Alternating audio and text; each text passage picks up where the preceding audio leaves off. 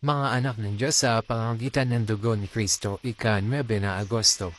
Kaya nga mga kapatid, yan ang mayroong tayong pagtitiwala na pumasok sa santuaryo sa pamamagitan ng dugo ni Jesus na kanyang binuksan para sa atin ang isang bato at buhay na daan sa pamamagitan ng tabling sa mga katuwid ay sa kanyang laman. Hebreo, Kapitulo 10, talatang 19 hanggang 20. Ipinako ni Kristo sa krus sa pagitan ng 3 at 6 na oras, iyon ay sa pagitan ng 9 at 12 oras. Hapon siya namatay, ito ang oras ng pangdabing hain. Kung gayon ang taabing ng templo na nagtago sa kalwalhatian ng Diyos mula sa pananaw ng kapisanan ng Israel ay napungit sa dalawa mula sa itaas hanggang sa ibaba.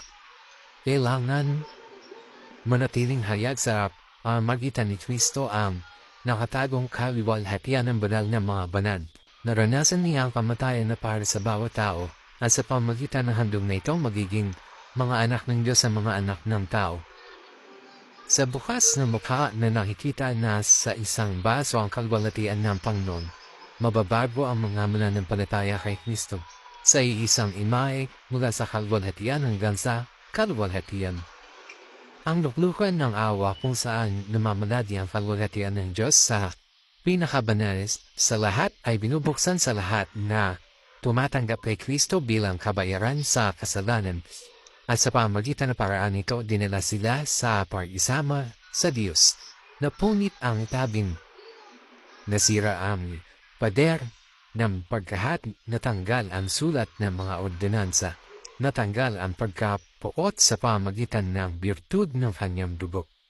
Ang simpleng kwento ng krus ni Kristo ang kanyang pagdurusa at pagkamatay para sa mundo, ang kanyang muling pagkabuhay at pag-akyat, ang kanyang pamamagitan sa kapakanan ng kasalanan sa harap ng Ama, nasasakop at nababasad ang matigas at makasalanan puso, at dinadala ang makasalanan sa pagsisisi. Inilalagay ng banal na Espiritu ang bagay nito sa harap niya sa isang bagong liwanag at napagtatanto ng makasalanan ng isang napakalaking kasamaan. Ang kasalanan na nagresulta ng ganoong sakripisyo para matubos ito. Gaano kalubha ang kasalanan na wala ng mas bababa pang lunas kaysa kamatayan ng anak ng Diyos na maaaring mabligtas sa tao mula sa mga kahihinatnan ng kanyang pagkakasala. Bakit ginawa ito para sa tao? Dahil iniibig siya ng Diyos at hindi niya nais na may mapahamak. Ngunit kailangan magsisiyang lahat maniwala kay Jesus bilang isang personal na tagapagligtas at magkaroon ng buhay na walang hanggan.